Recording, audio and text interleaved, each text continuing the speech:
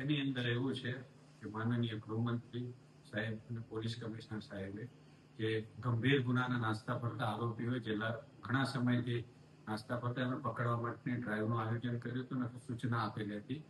જે આધારે અમારે વેડ ચોકીની અંદર પીએસએ ડોડિયા અને એની ટીમ જે હતી ઇન્દ્રજીત છે, મહાવીર છે, એક ટીમ બનાવી હતી. એનો વર્કઆઉટ કરેલું હતું. એની અંદર હનુમત્તાની અંદર એક 307 નો આરોપી જે ફાયરિંગ વિથ 307 હતું, જેને વેપન આપવામાં આવેલું હતું. ત્યાં અગાઉ 3 થી 4 વખત ટીમ ગયેલી પણ પકડાયેલ ન હોય.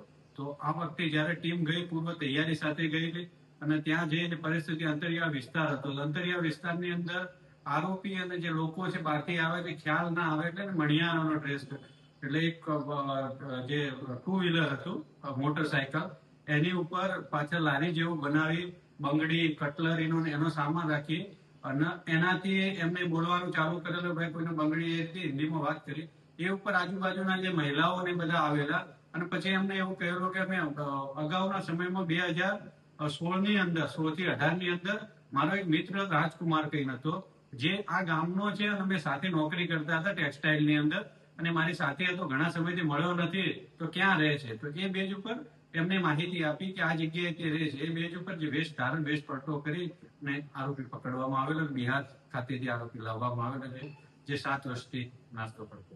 આરોપીનું નામ શું છે, શું ગુનો કરેલો હતો? આરોપીનું નામ રાજકિશોર છબ્બોલ પંડિત છે. ગામ હનુમત્તા બિહારનો છે અને તેને જે 307 નો ખૂનની કોશિશનો ગુનો દાખલ થયેલો હતો. જે ગુનાની અંદર ફાયરિંગ પણ થયેલ હતું. તો એમાં નાસ્તો કરતો હતો. હથિયાર એની અંદર જે હથિયાર છે રાજકુમારે જે ફાયરિંગ કરનાર હતો બિપિન મિયાત્રા એના હથિયાર આપેલું હતું. અત્યારે કઈ રીતે તપાસ? અત્યારે તપાસ તજવીજ ચાલુ છે. એના રિમાન્ડ માટેની પ્રોસેસ ચાલુ છે. રિપોર્ટર અરવિંદ રાઠોડ, સુરત.